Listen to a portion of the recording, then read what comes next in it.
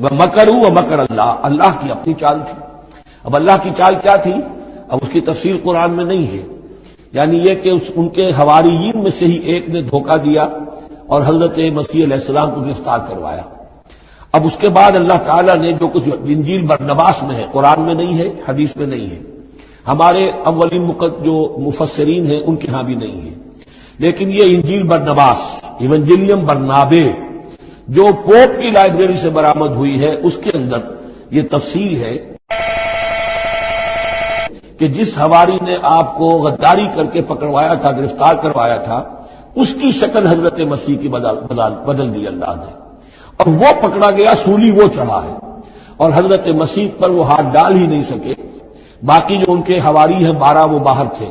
اس وقت وہ سٹک گیا، ایک شخص وہاں سے چپکے سے گیا کہ اب میں پکڑ لاؤں گا، اور جا کر جو ہے وہ سپاہیوں کو لے آیا، رات کے وقت نیلے لے کر آئے۔ انہوں نے کہا میں اندر جاؤں گا، جسے میں کہوں اے ہمارے استاد بس پکڑ لینا، کوئی مسیح ہے۔ اس لیے کہ رومیوں کو کیا پتا تھا وہ مسیح کون ہے، وہ تو یہودی ہے، لہذا جیسے ہمارے ہاں پولیس والوں کو کیا پتا ہے وہ آئے ہیں، آئیڈینٹیفائی کون کرے گا۔ تو اس نے کہا کہ میں کہوں گا اے میرے آقا، میرے استاد بس پکڑ لینا۔ اب یہ جب اندر داخل ہوا تو جیسے ہی کمرے میں داخل ہوا، اس کوٹڑی میں اس کی چھت پھٹی، 4 فرشتے نازل ہوئے، حضرت مسیح کو لے کر وہ چلے گئے، اور اس شخص کی شکل جو ہے وہ بدل دی گئی حضرت مسیح والی۔ اب یہ گھبرا کر باہر نکلا تو دوسرے حواریین جو تھے انہوں نے کہا اے ہمارے استاد، اور ادھر سے وہ سپاہی جو ہے داخل ہو گئے، انہوں نے اسی کو قابو کیا، سولی وہ چڑھایا، اصل میں حضرت مسیح نہیں۔ لیکن یہ ساری تفاصیل جو ہے یہ قرآن میں بھی نہیں ہے، حدیث میں بھی نہیں ہے۔